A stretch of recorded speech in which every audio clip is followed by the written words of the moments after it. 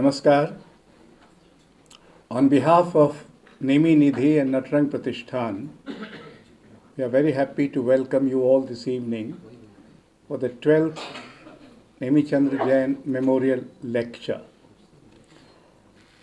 As you know, Nemiji was an eminent theatre person, a poet, an editor.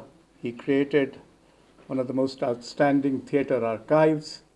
He was a translator and a teacher. So ever since he died, we have been organizing an annual lecture in his memory. That's outstanding people from different areas which interested Nemiji. We have had Mukund Lat, Professor Krishna Kumar, Mahesh L. Kunchwar, Maya Rao, Kumar Shahani, Prabhash Joshi, Govind Deshpande, Deepankar Gupta, Kedarnath Singh, Anupam Mishra, Professor Madhav Gadgil, Rustam Bharucha.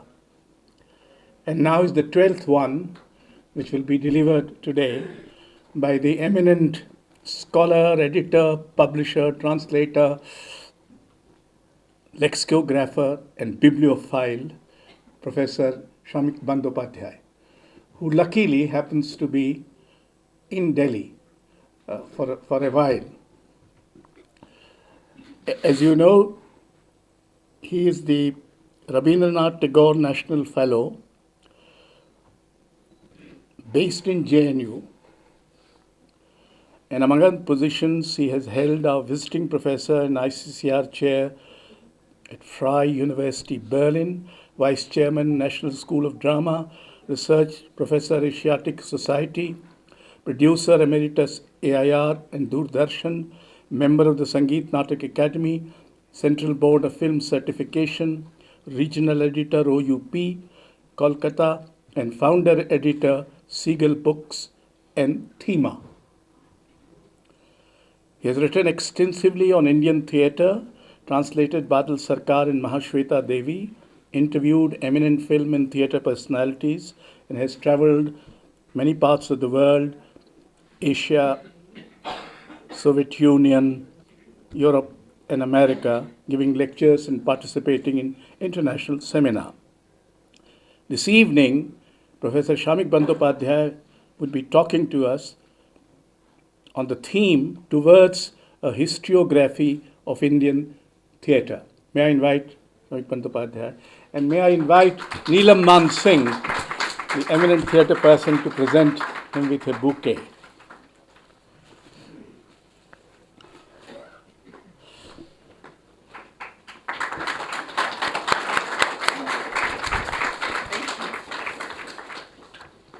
And now, as they say in the somewhat conventional English, the floor is yours. Would you like to speak?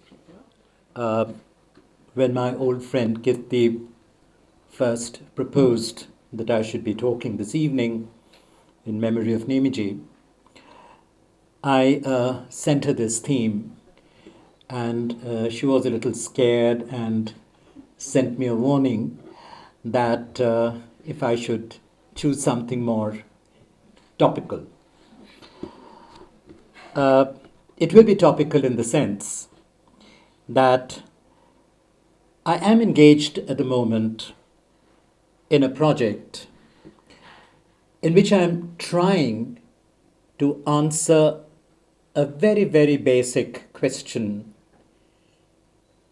do we have something called a modern Indian theatre? A modern Indian theatre. Modern Indian theatre.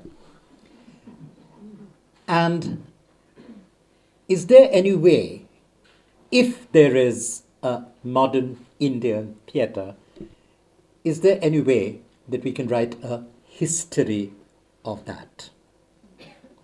So that is a question that I'm trying to answer for myself.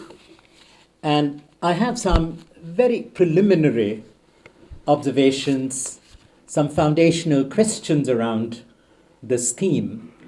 So I just thought that I'd share it with you this evening.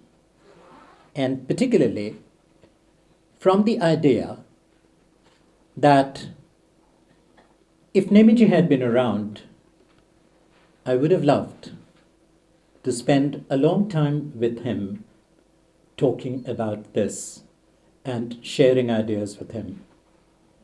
I miss him, and therefore I thought that I would love to talk about things that I would have loved to talk to him about, but in his memory. I came to know Nemiji for the first time in 1966, when in Delhi we had something quite historic, an International Theatre Institute international seminar on the concept of total theatre. This is a term that hit us for the first time in 1966. It was an international conference, and the people who were there from the international circuit included Katie Rullikeweiler, the last collaborator of Bertolt Brecht, John Houseman, who had been a collaborator of the legendary Orson Welles in the great days of Orson Welles, and of course, the legendary Joan Littlewood. In addition to lots of people, the Indian delegation was led, it was a 14-member Indian delegation. It was led by Shambhu Mitra. Nemiji was one of the members. Mohan Rakesh was a member. Ibrahim Alkazi was a member. Shiv Kapoor was a member. Dr. V. Raghavan was a member. Rukmini Devi Arundale was a member. Mrinalini Sarabhai was a member. And two strangers from Kolkata, Ajitish Banerjee and me, we were also members of this 14-member Indian delegation. That's the first time I met Nemiji. And as long as he was alive, every time I would come to Delhi, I would make it a point of catching up with Nemiji. And lots of these questions about Indian theatre, the experiences which confronted us, the doubts, the uncertainties with which we struggled, I love to share them with Nemiji. So even today, I'll start with a piece of writing by Nemiji. Writing in 1983, he wrote something uncomfortable, unpleasant, but in his typical manner. The truth is that in spite of some restless energy, often expressed only quantitatively in proliferation of groups and the number of plays staged, the Delhi theatre basically remains elitist, dominated and patronized by and catering to the tastes and requirements of the westernized officialdom or the English-oriented intelligentsia, from where to almost all its directors, actors, critics come. The performances, though in Hindi, don't quite reflect the manners, gestures, movements, and general behavior of ordinary Hindi-speaking people. And the stage speech in these shows lacks the color, the tonal quality, the rhythm and the music of the spoken language, apart from the usual faulty pronunciation and anglicized accents which all make it difficult for the spectators to identify with them. It is not an accident that in Marathi or Bengali, even the foreign plays appear and sound related to the life of the people. Now, he was making a very, very foundational point when he said it. A theatre has so much to do with the body. It is the body expressing itself through theatre. The entire body, the total body, the physical body, the vocal body, bodies in conjunction, they all come into play totally in the experience of the theatre. And as long as the body remains an object stuck in the framework of the stage and cut off from the cultural space of the body is a dead, mechanical body, a body without a life of its own. This entire question of the body out there beyond the stage and the body on stage interacting as bodies, not in verbalizations, vocalizations, gestures, but a body in a culture, a body that grows and defines and identifies itself in a culture, in a total culture. It's the culture that speaks through the body, that embeds the body, that wraps the body, that breathes through the body, the culture as a whole. It is that what Nemiji found lacking in Delhi. Not for any fault of the people engaged in the theatre here, but in the fact of its culture as it has been defined historically. The Delhi of the 1950s, 60s, 70s was a Delhi of officialdom. A new government, a new state was defining itself, and it was identifying itself or trying to create the identity of a nation, which was still not there. For as long as the national movement continued, the fact is that the nation was given a short shrift. It was a program, a single agenda, get the colonial power out, and a mobilization for that, a loose mobilization on a common agenda. Lots of these local cultural traits, traces, identities, signs, these were allowed to lapse, to be marginalized, to be forgotten, to be driven under the carpet for the time being, so that there could be a quote-unquote national integration or national mobilization for a nation which didn't really exist at that point of time. So it was a forced political decision. And it was imperative, maybe, for the freedom movement to achieve its end. But in the process, the local cultures, the local cultural bodies, these became marginalized, these lost their space. These were not allowed to body forth, to come out in the open and assert themselves as bodies, cultural bodies, storehouses of rich memories, experiences, tunes, tones, lots of things that accumulate in a culture and define a culture. So the cultures were being steamrollered out of view, for the time being at least, for a national agenda. Something unreal, something absurd had happened in those years.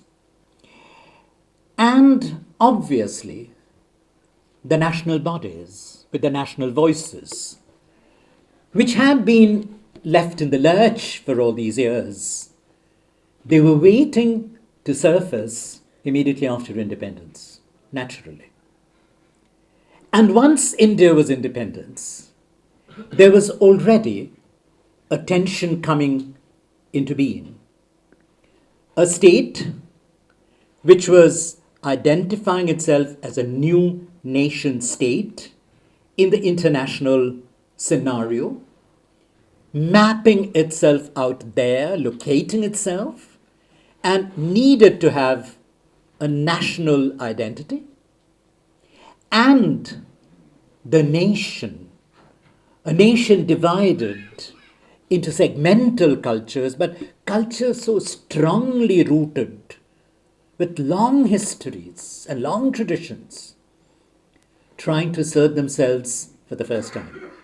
This is time, this is freedom time, this is independence time, and the cultures have their first place, the first time to assert themselves. So there was this contradiction right at the beginning. And the contradiction becomes more serious in the case of theatre, where willy-nilly, without ever becoming critically conscious of it, India had accepted the Western model of theatre as theatre per se for the whole of the country. Nobody had given it much thought. Why, where, when? Not taking into account the fact, the reality, the historical reality, that in the long tradition of performance in India, there had never been this clear distinction between music, dance, theatre, other marginal, different kinds of performances. A wide range of performances. Some of them couldn't be put into a strict category of theatre or music or dance. This entire range that remained and that had been marginalized, and marginalized historically as part of the colonial agenda, the pre-national agenda, when back in 1853, Lord Thomas Babington Macaulay, no great reactionary, no demon as such, a highly sophisticated historian, scholar, a very sensitive reader of British literature, a brilliant, sensitive interpreter of English Romantic literature.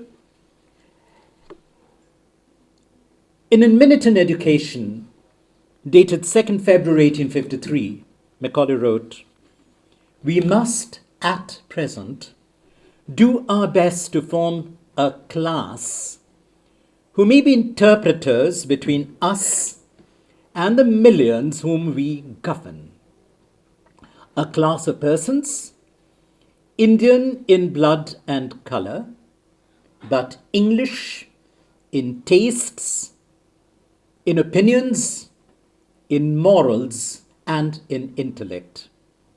To that class we may leave it to refine the vernacular dialects of the country, to enrich those dialects with terms of science borrowed from the Western nomenclature, and to render them by degrees fit for conveying knowledge to the great mass of the population."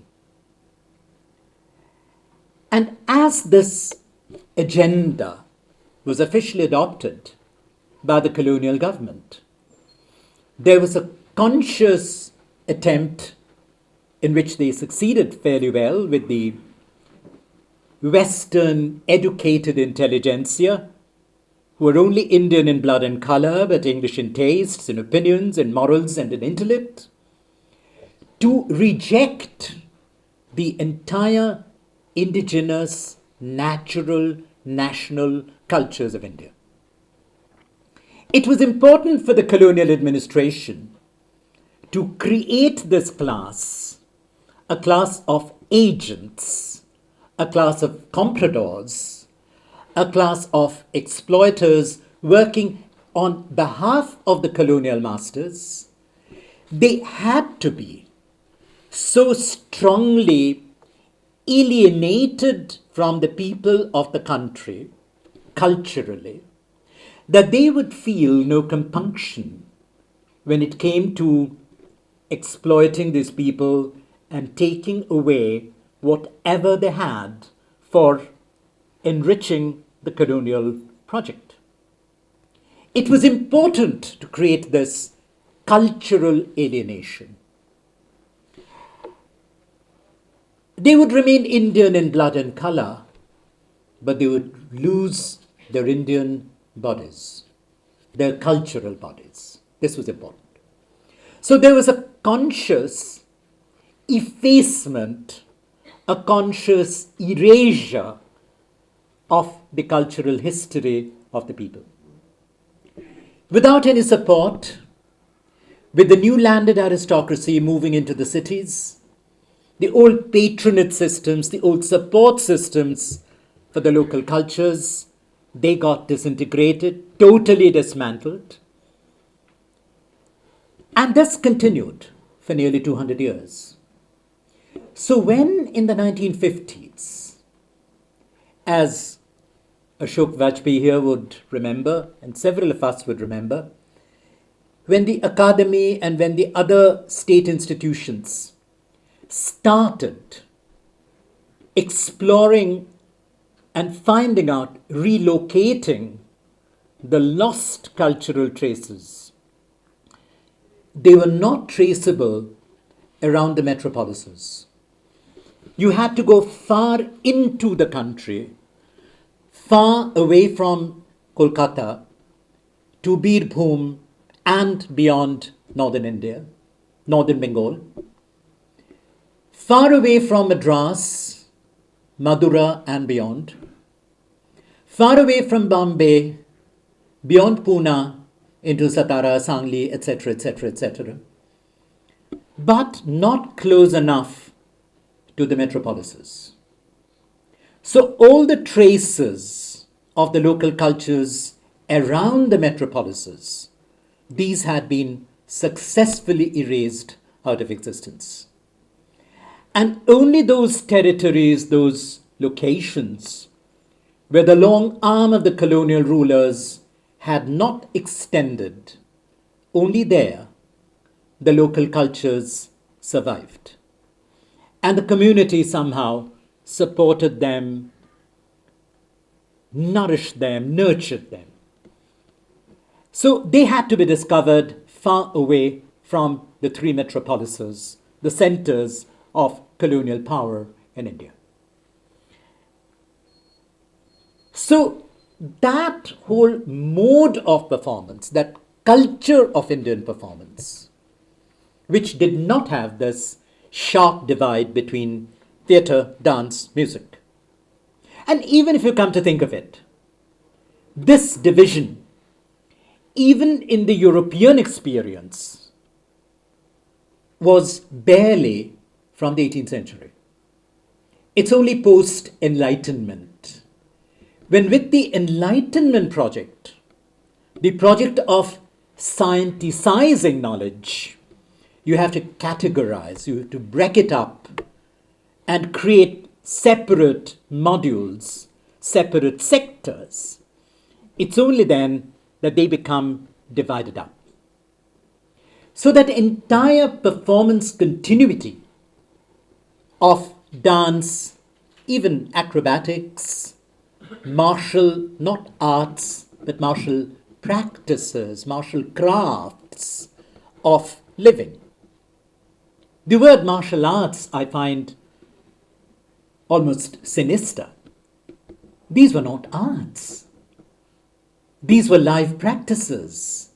And we safely categorize them when we come into this grids of the Enlightenment brand, of the Enlightenment protocol, they become martial arts to be studied in isolation and studied for its techniques alone. Things that we can lift and use in our modern theatre as usable materials. So this whole history was lost to us as we concentrated on a strange phenomenon called theatre. Even when you think of the Western, so-called Western theatre that came our way, keep in mind the simple fact that in the 18th century, in the early 18th century for the first time, a British actor called David Garrick buys 50% of the property of the theatre called Drury Lane Theatre. And the whole institution of the actor-manager comes into being. And with the institutionalization of the actor-manager, you have the beginning of stardom. The star who stands above and beyond the performance. The star reinvents himself as a commodity, as an investment. The actor is not playing. The actor is performing as a commodity.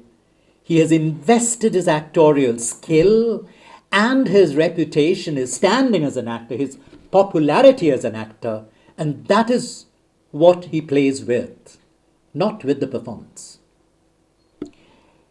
And this is the theatre, not the richer tradition of European theatre that we get in our country as part of the colonial heritage. It comes as part of the colonial knowledge system. And this somehow rules out for us the richer experience of performance that had been there. And this creates the problem that I face today when I raise this question: how does one write a history of Indian theatre? Write it, that's historiography. Theatre is not a given that you can just watch and record and write about. Each one, to his watching of theatre or watching of performance, brings in his culture. An embodied culture, an inherited culture, a reading culture, an intellectual culture, and very different cultures we bring into our perception of theatre, into our appreciation of theatre, into our negotiation with theatre. And even as we get into this situation, as we situate ourselves, we find this truncated theatre. And as we start entering this scenario in the 60s, as we started entering it, it was an extremely problematic situation.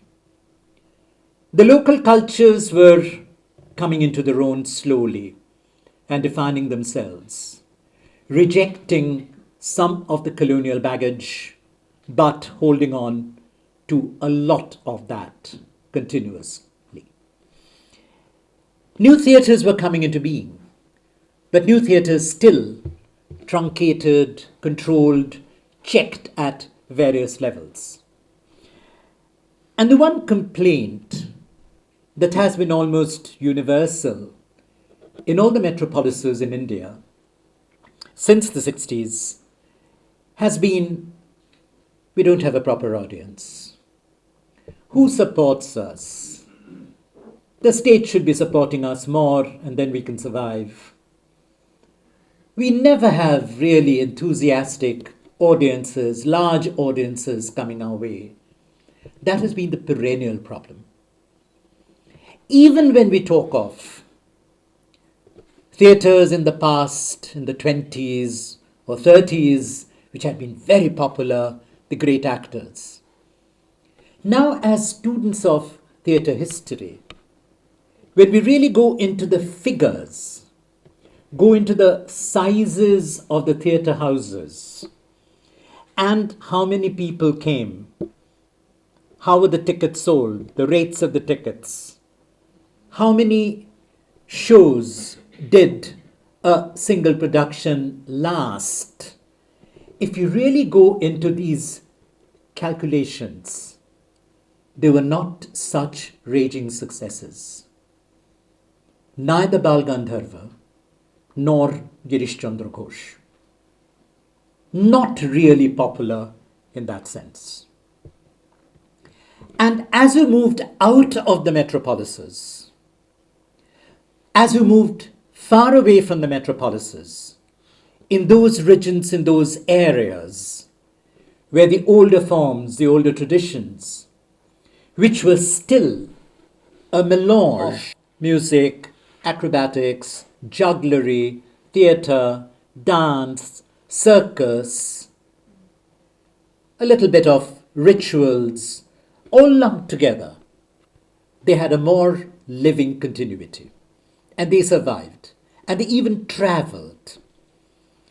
Now, one of the serious problems that the metropolitan theatres face, particularly in Bengal and in other parts, not so much in Bombay. Bombay was an exception.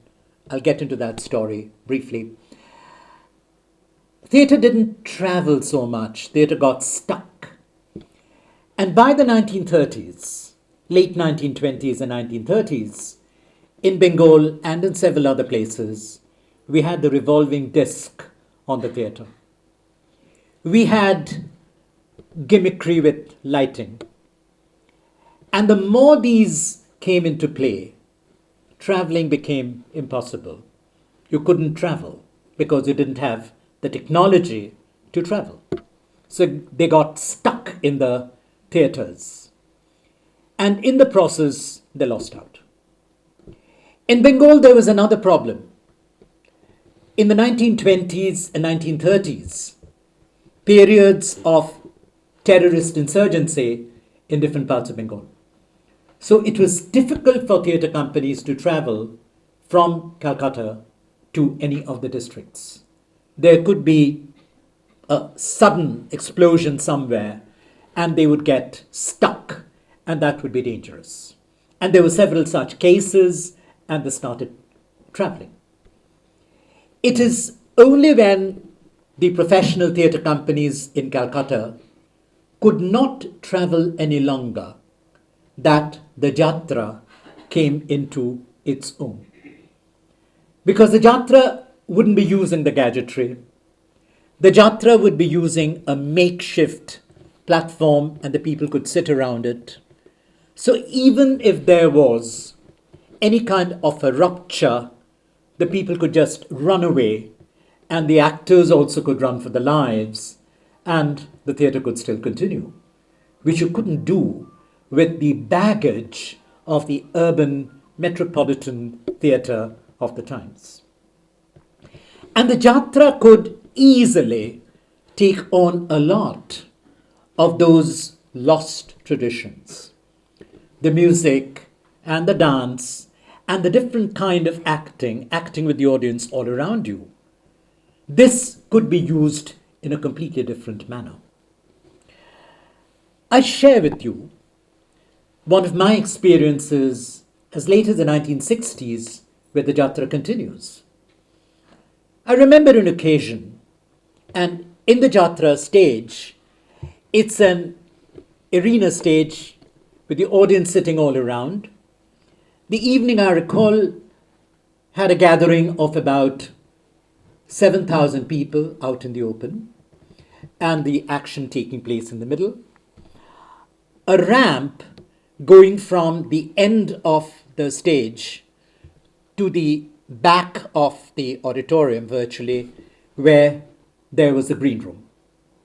And the actors would be coming over the ramp, so the ramp would also turn into an extension of the stage, and created another kind of a very interesting space, a space which the actors were not seeing, but the audience could see.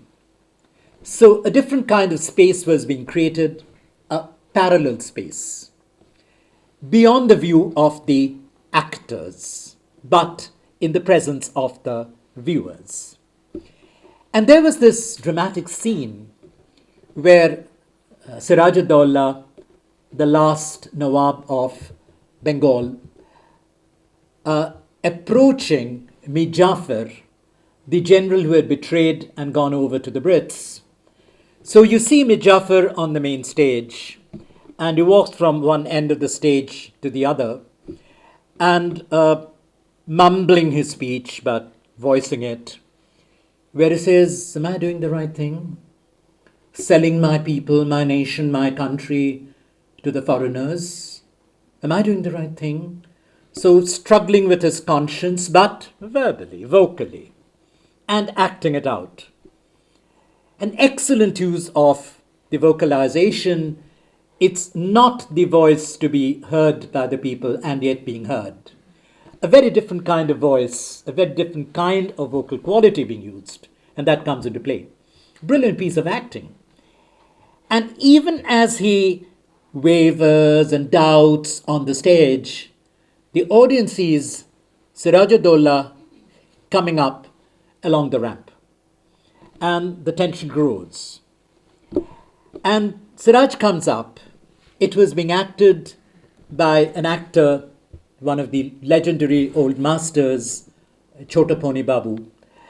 And he was short, and he was wearing all the regalia of the Nawab in dazzling white. Dazzling white. And at 65 plus, he would be taking a very quick, short stepping. And because he was walking up the whole ramp, you could see this stepping.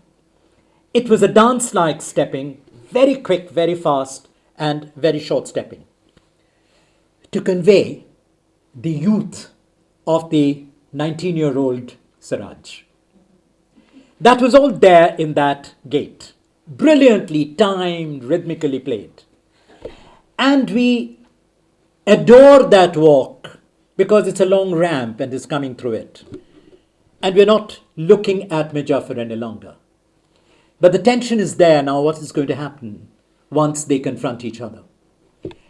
And Siraj comes up, kneels down on the stage fast, and takes off his crown, lays it at the feet of Mir Jafar, and makes this very dramatic appeal where he says, and it's a different voice play from Mir Jafar's internal monologue voice.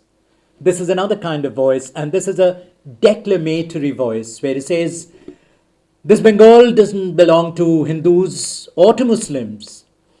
It is a Gulbagh which is shared by the Hindus and Muslims together. Don't barter this land away to the foreigner. You can't do that. And if it's all for this crown, it's there for you. Take it up. He kneels and says these words declamatorily.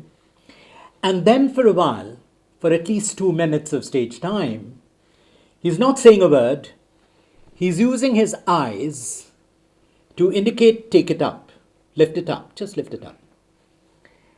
And intense use of the eyes. And I was spellbound by the whole thing, the whole movement, the drama, the dynamics, and that point of the play of the eyes. And used to theatre, I was getting into the thing, getting absorbed, and suddenly, at least, believe me, at least 200 voices from the audience shout, turn around! Because obviously, these 200 people, they have seen this performance many times, and they have admired that movement, that little bit of an acting of the eyes. And this evening, from where they were seated, they were missing out on that, and they couldn't take it. They loved their performer and the performance, so they screamed 200 voices. And I didn't know what was happening. I couldn't think of the terms of reference. I'd seen Prithviraj Kapoor, I'd seen Shambhu Mitra already. I'd seen Shishir Kumar Bhaduri. And how everything was planned, the look, the seating, everything was charted out so carefully. Now, what is this man going to do? If 200 people ask him to turn round suddenly, what is he going to do? And how is he going to cope with it? He didn't seem to be moved by it at all, as if the 200 voices hadn't struck him anywhere and in any way.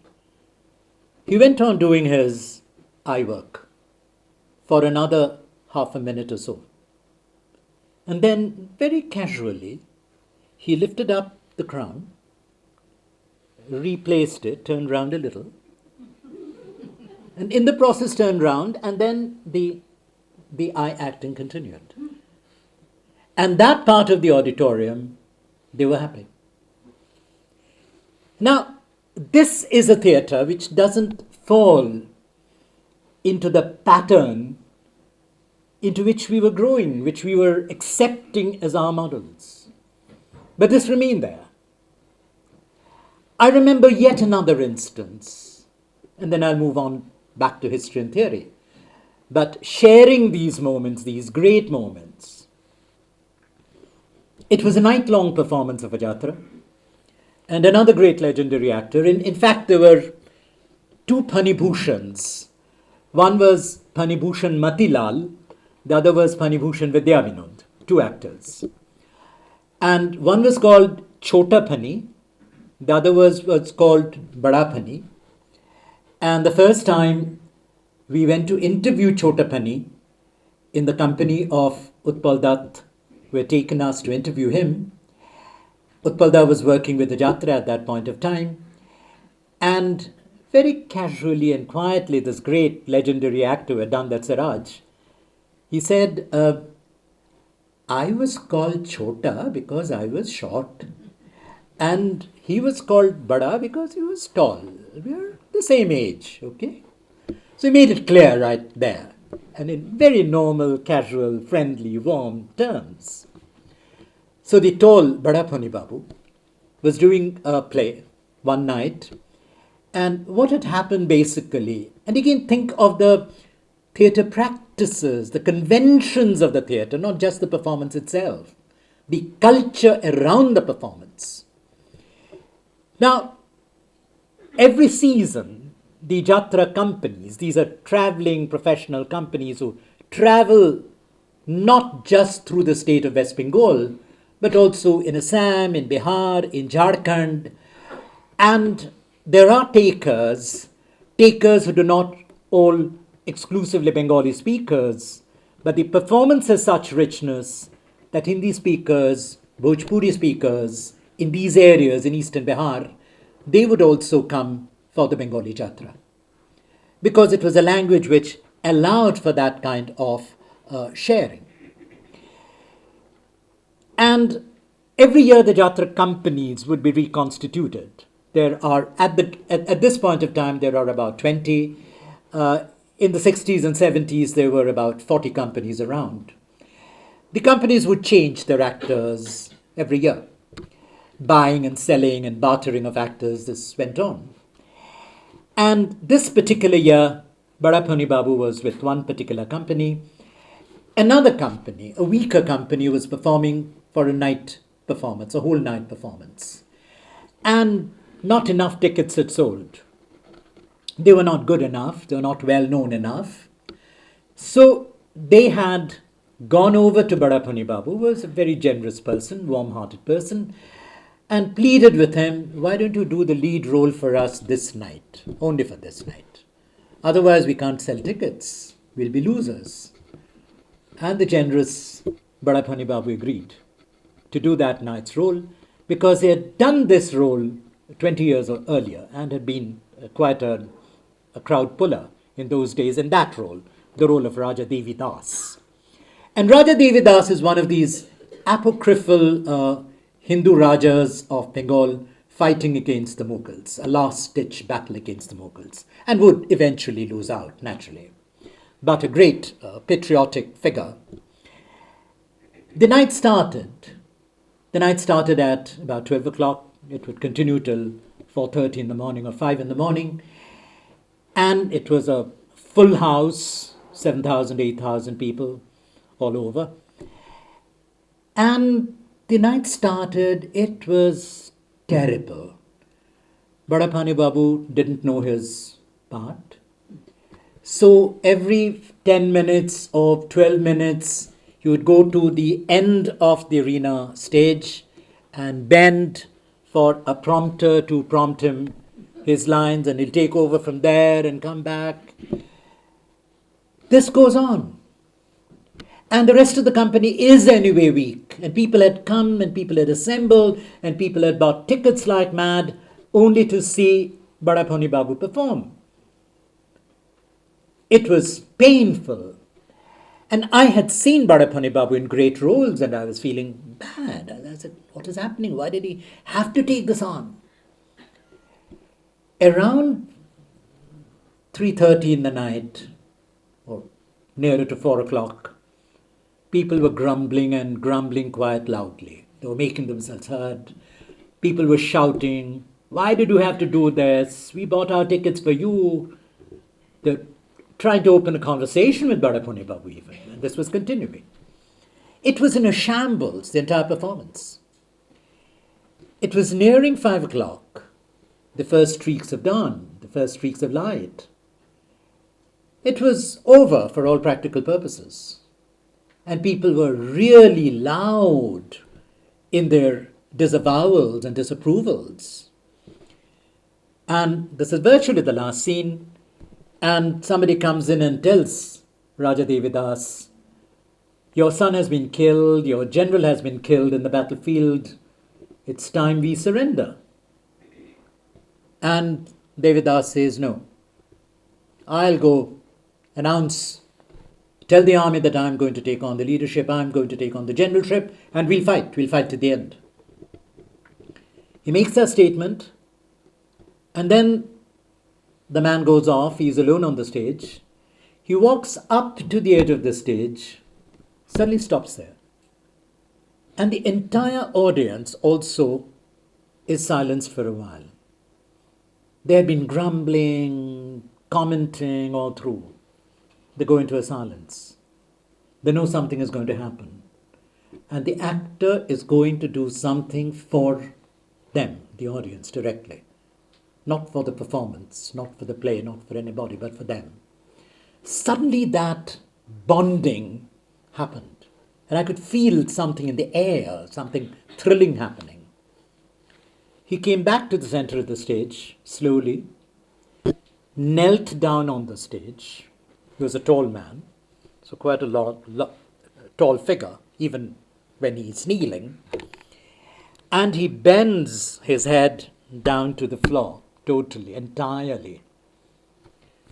Silence, raises his head, then touches the ground slowly over the whole place, and then he talks. Obviously a speech that is improvised at that moment. And the words he says, it is this earth for which people fight, for which people live, and I'm going to fight for this earth. The last time, so let me take farewell from my earth, this earth. Let me touch it for the last time. It's a magic moment. It's a great moment. And then he walks off slowly, that slow gait. And as he walks out, the resonance of that moment, that lingers and that works. And that immediate bonding, that contact with the living audience, audience, with a live audience, and the body responding to it, bodily, and a moment coming into being. Not out of the text, not out of anything else, but theatre happening at that moment, at that point. I've any number of such instances. And I'm absolutely sure that this goes on happening all over the country in different traditions, in different practices. But in this whole history through which we have lived, and which we can't wish away, and as we get bogged down totally to this colonial package and somehow trying to struggle with it, we never reach our audiences. We're never able to identify our audiences and go on futilely, struggling continuously, struggling with passion, struggling honestly, with deadly honesty. I've seen this honesty in the theatre workers, in the theatre groups all over the country as I've travelled. But the frustration hangs there. So it is important, and that is what I'm trying to open up a discourse where if we could go back to these theatres, study them with reverence, with respect, spend some time there, not workshopping for a week or 15 days and pick up something. I remember I had a unpleasant fight with Badal Sarkar one day in the 80s.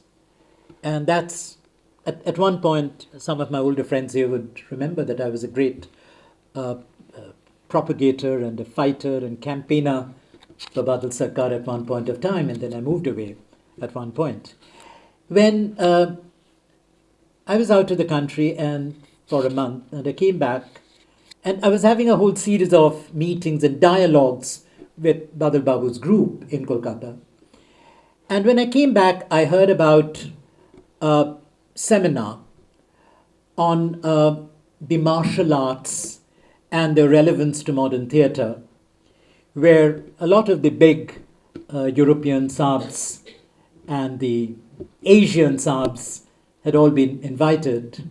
The Suzukis and the Barbers of the world, they were all there. And like performing animals, our so-called, as we term them, that's why I call it so-called martial arts practitioners and gurus, were brought to perform for them in planned modules for the Sahabs to take a look at them and then choose what they wanted.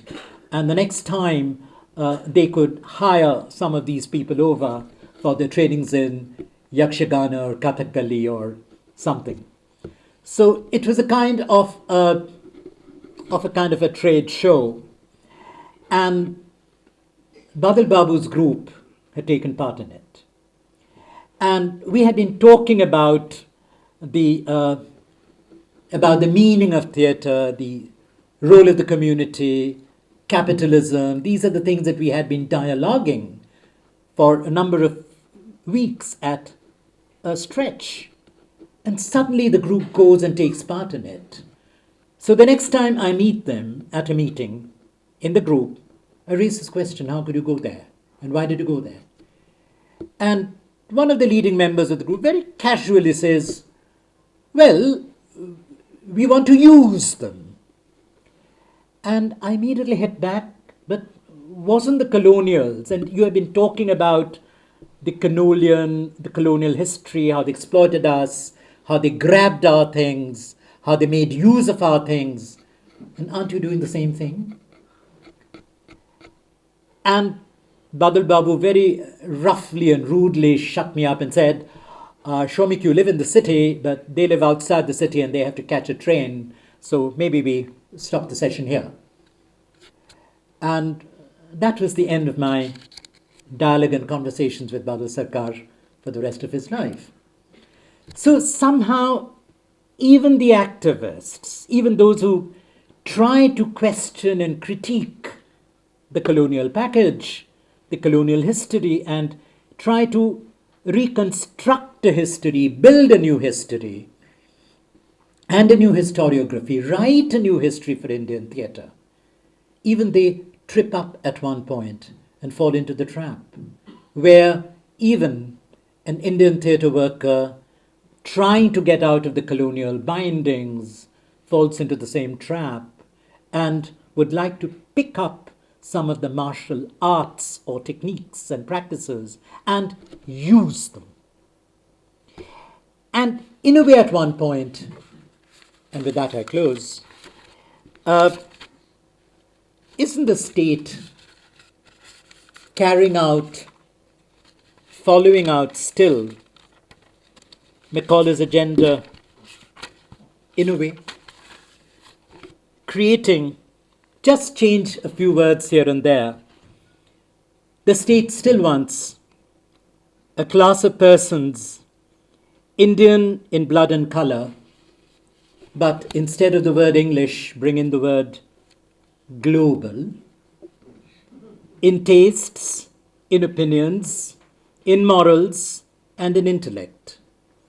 And to that class of globalized Indians, still Indians in blood and colour, we may leave it to reform the vernacular dialects of the country, those local cultures, styles, they're just dialects, local, regional dialects of the country, to enrich those dialects with terms of science. You can add IT to that, borrowed from, instead of Western, the global nomenclature, and to render them by degrees fit for conveying knowledge to the great mass of the population. So the state, the great mass of the population, they remain as distant as ever, each from the other, and in between this different kind of culture, a culture without a body that we create and nurture and support. So the Macaulay agenda continues. So I'm trying, in my humble way and in a kind of scratching, scampering kind of manner, not in a very well organized manner, not in an academic manner as such, to go back into a lot of the literature, in my case, the one language, the one culture that I know, the Bangla culture. I write in both the languages, Bangla and English. I write more in Bangla. I speak more in Bangla. And so I take pride in that, my place in that culture, my location in that culture. So I'm trying to read up literature, mainly balladic narrative literature, which was, according to the records, usually sung or recited and performed. So no sharp distinction between theatre verbal, dance, performative through the body, or music through the tone, but all coming together. In the performance, in the presentation of these texts. And what are these texts about? These are mostly about local deities constructed by the common people.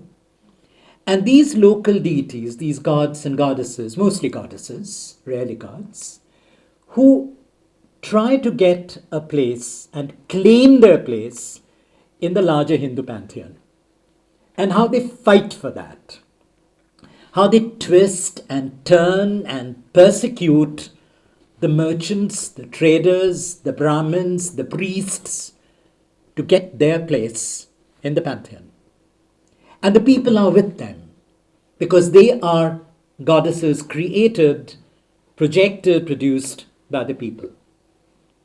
The goddess that gives them protection from snakebite, the goddess who gives them protection from cholera and smallpox.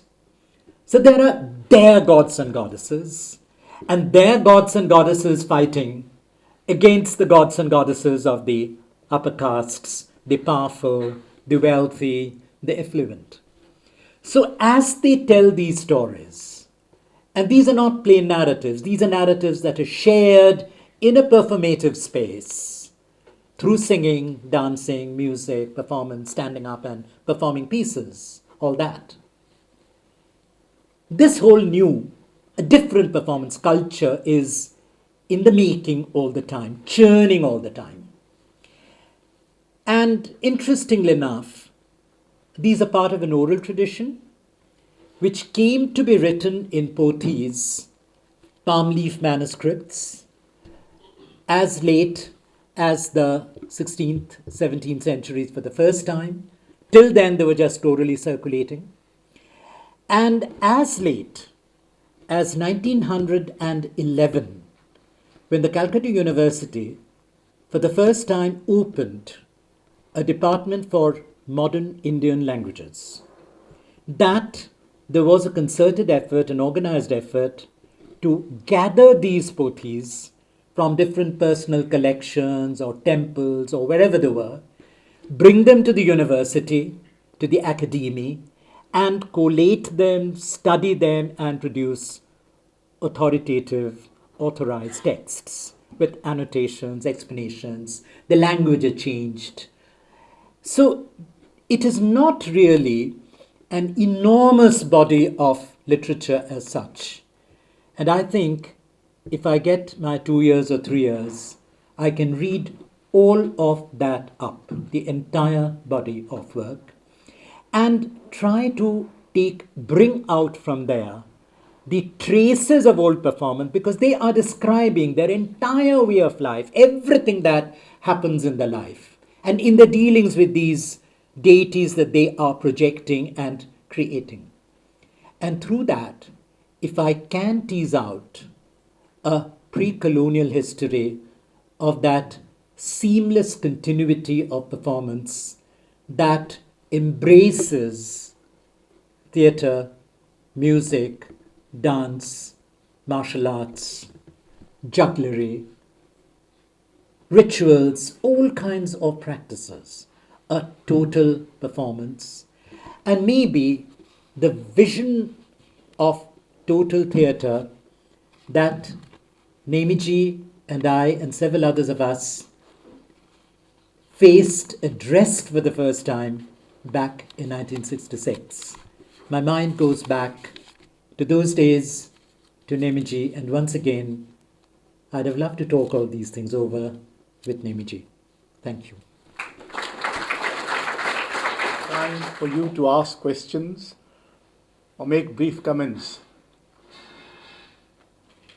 Wit remains this, what is it called? The soul of the wit?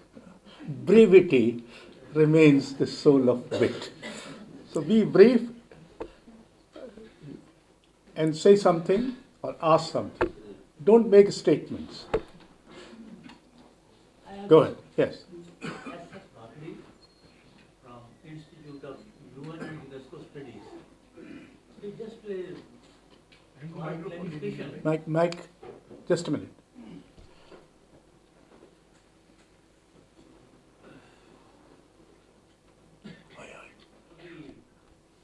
Art and science of theatre in India, spanning the last 3-4 centuries. But my clarification is about, well, you very ably quoted Lord Macaulay, his speech of 2nd February, which he delivered in the Parliament, British Parliament. Exactly the year is it? It's a minute on education. Yeah. Not the speech, not the Parliament speech. Minute on education. Minute on education. It is 2nd February 1853. Then the speech was given on 2nd February 1835. No? The same thing. which he confided in minutes. Thank you very much. Yes, anybody else? Oh, there's so many theatre men carrying out the burden of history or historiography, or the lack of it.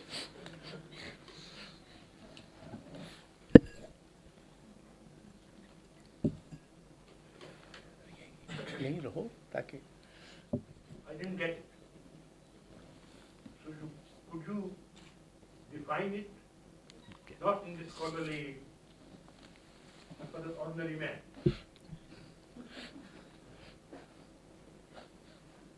Well, we don't have ordinary men here. We have extraordinary theatre people. Theatre people are extraordinary. No, Rajinder, if you, I describe my theme as towards historiography of modern Indian theatre. So I haven't reached modern Indian theatre. I'm trying to move towards a historiography, placing modern Indian theatre in a real historical context, because we don't have a history of modern Indian theatre. And the basic problem, that is really my problem, that we have so many different, with their own cultural histories, their cultural bodies. And these have to be separately studied by people in those language cultures, not just the languages, not just the access to the language, but more somebody living in that culture, sharing in that culture, growing with that culture, and trying to locate the theatre, how it has grown in that culture, and what are its features specific to that language culture. So I seriously think that there is a Bengali theatre culture. When it comes to Hindi theatre culture, people who speak Hindi and people who belong to that culture would be able to speak better than me. But I still think that the culture of theatre, of Hindi theatre, say in the Lucknow, Allahabad, Benares area, and the Hindi theatre of Bihar, Eastern Bihar, Bhojpur, etc., very, very different. So, you can correct me, I may be wrong, but I have this impression that even these are very, very different theatre cultures. The culture, the theatre culture, the Hindi theatre culture, even if the language is the same. And the language is not exactly the same.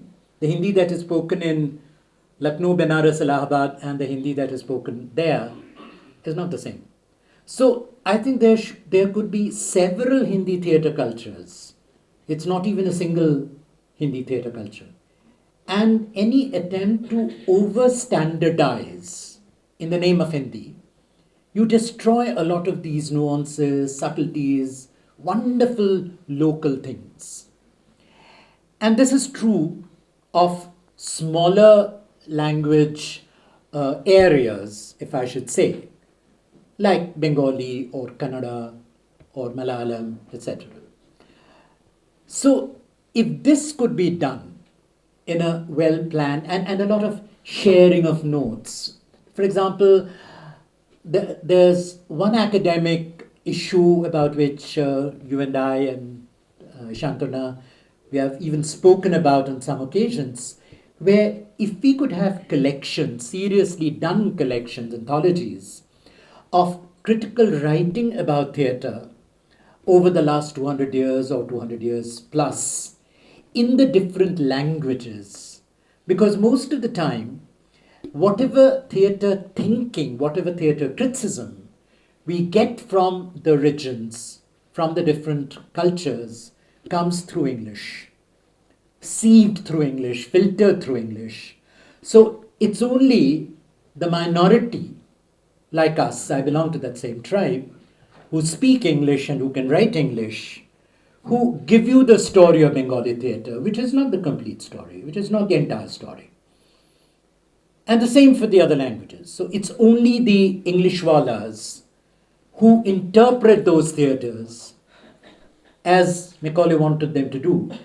We are the interpreters, we are the intermediaries between the powers that be and the people out there, the masses. So if we could break these things, if we could have proper anthologies of solid bodies of translation, seriously researched, of Hindi theatre writing, Kannada theatre writing, Maratha theatre writing, Bengali theatre writing, those who write exclusively in those languages, now available in English with proper annotations background, then we have a better understanding, a better insight into the theatres, those Indian theatres. And maybe when we have a mapping of these various Indian theatres, then we can move towards what we can call a modern Indian theatre. So I wouldn't dare define a modern Indian theatre, because it is a conglomeration, a convergence of so many theatres. Now, I'm not aware, for example, Rajendra, of any single volume history of modern European theatre. It doesn't exist. There are books about Spanish theatre, German theatre, French theatre, Italian theatre. There's no single work on modern European theatre. Nobody talks about modern European theatre. Same here. If that's a continent, we are a subcontinent. So, towards the end, you said something about how you would want to see the Pothis from various parts, collect them, keep them up, and then try and configure a sort of holistic idea of what theatre could be. In a region. In a region. In a region in that language. And considering this, the languages like Kannada, Marathi, Bengali, they do have maybe what kind of material would you be expecting in these Pothis? Considering there are regions in this very country wherein written texts are not really available in terms of ritual theatre and all of that happens, there are no texts available. So what I'm saying is that this whole marking theatre as a separate entity, this is something that begins with the Enlightenment in Europe. Otherwise, it's a seamless continuum of performances. That has been the experience all over the world. So if we look at performance as a totality, the entire range of it, and try to trace its signs, its markers, its faint impressions in the literature, in whatever literature is available from the oral traditions, because they carry traces of the performance practices, and reconstruct a history out of that, a pre-colonial history, and then put the colonial history against that. Would we then also not do the same mistake of interpreting it, taking the natives' information of oral literatures and interpreting it how we see it? Because we would always be an outsider to that culture, which... No, whenever you're writing history, we're talking about history and historiography, the writing of history. History will be always taking on narratives available and interpreting them. And history is not a given. History is something that you go on constructing. That will go on happening. Obviously, our history of the colonial period is our thought of history.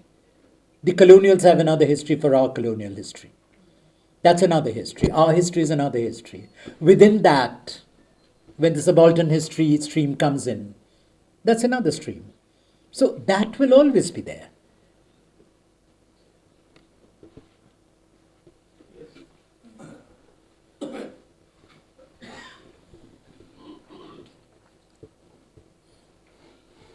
People of your generation and my generation, we belong to that modernist phase, we can turn to the past as you are trying to see and interpret and understand performance.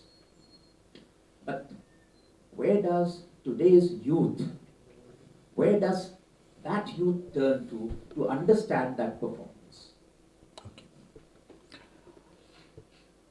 Now, something that has started happening very recently, and I see traces in some of the places that I visit. I travel a lot within India, and also in West Bengal, beyond the metropolis, beyond the city.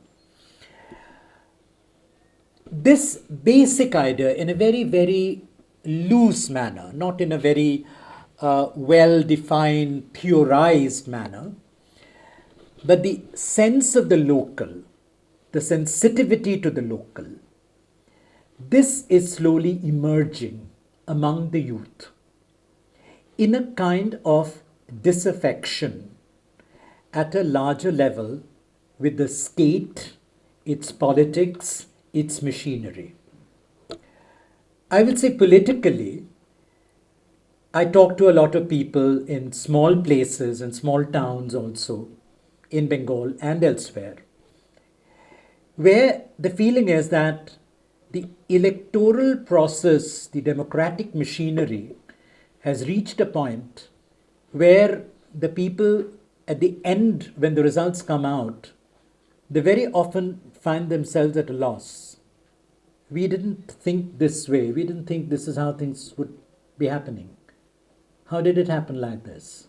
So the entire machinery and its operations have somehow gone beyond people's access, people's relationship with that, people's mobility with that. And the split again, the old colonial thing, the masses, they get thrown out of the system. The system is very well organized, very well oiled and supported and everything. But some of the people are not there, not part of it. The more they start feeling it, and particularly the younger people, they start hunting out for things. And they try to relate to the local, try to create small community hubs. There are several places in India where groups have come together, and very often tribals and mainstream middle class people even coming together, something that doesn't happen in urban theatre or even suburban theatre in Bengal, in West Bengal at least, where they come together and they find a space for themselves. They get a little piece of land. A small piece of land is still available somehow in a village, in a small town, or just outside in the outskirts of the small town, and they set up a theatre community. This is happening. And they are relating to local practices, local conventions, local fairs, melas, and shows that come there. They would go and perform there. They would interact with them, not using them, but going and performing there, bringing them over and staying with them because they have a place to share. These small pockets are opening up, small cultural hubs. And no oldies like us. These are very, very young people. And they are taking the initiatives. And they don't have a very clear, large political vision as such, but feeling left out of the system. Where do we mobilize and how do we mobilize? And we don't have a ready-made political slogan to mobilize under. So let's create a cultural hub, a cultural bonding of sorts. This is happening in various ways and drawing a lot on the local cultural histories and the cultural bodies. Can you give a specific example of the kind of performance that these young people are giving or looking at, which is different from the performance that you have been talking about? How is it different in terms of nature and in terms of quality? So that one can understand what is happening. Now, say, I'll give you an instance. I've been watching the work of a small group about 30 people together, 30 young people, all under the age of 30, okay, between 16, 17 to 30. Half of them Santal tribals. It's about half an hour's drive from Shantiniketan, a village, a small village. They have a plot of land, 4 acres, where these 30 people, 30 men, and those who are married, 15 of them with males, with their wives and children, those that have wives and children, they stay there. They have set up a poultry. They have a mango grove. They have a small pool where they have fish. So these 15 people make a living out of that. The children go to school, all of them, morning school. When they come back, senior members of the group, senior within the 30 age group, they give them their assistance in terms of some tuition support, etc., etc. It's very well organized. That happens before lunch. And there are 15 odd people who are around who live in the villages, 2 or 3 villages. They use several kinds of space formations. They have a flat little platform in one part which is connected to a fairly dense wood of about 100 meters or 150 meters of dense cultivation of woods, big trees.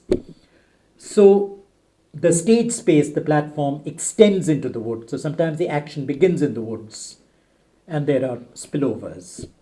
The rest of it is open ground. That's one space. There's another part where they had a play about a war. So they dug up a trench and they had action all around the trench. So they can make all kinds of permutations, combinations using that space in the open air.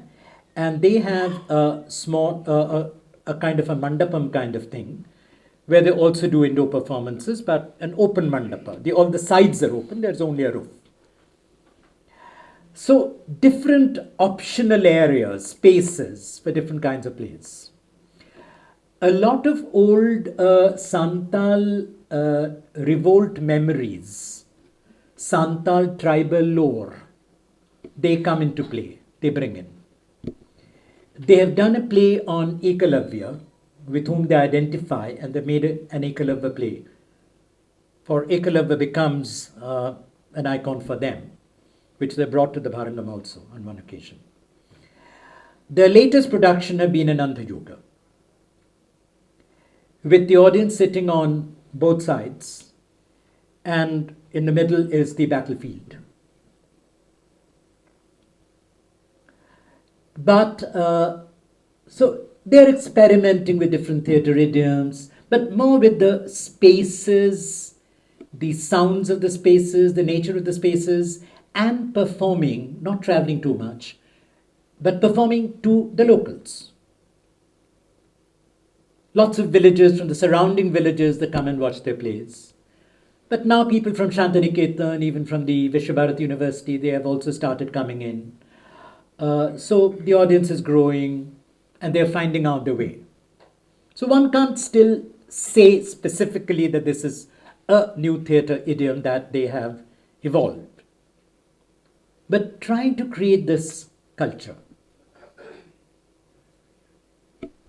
A lot of the local crafts come into play, strange forms, structures made out of wood, which we haven't seen anywhere in theatre, which are absolutely local products, handicrafts, not conventional handicraft, but something that they would like to do when they're cutting or carving wood.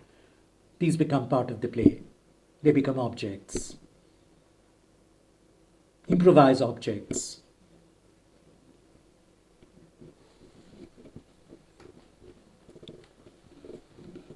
With that, I think we can come to the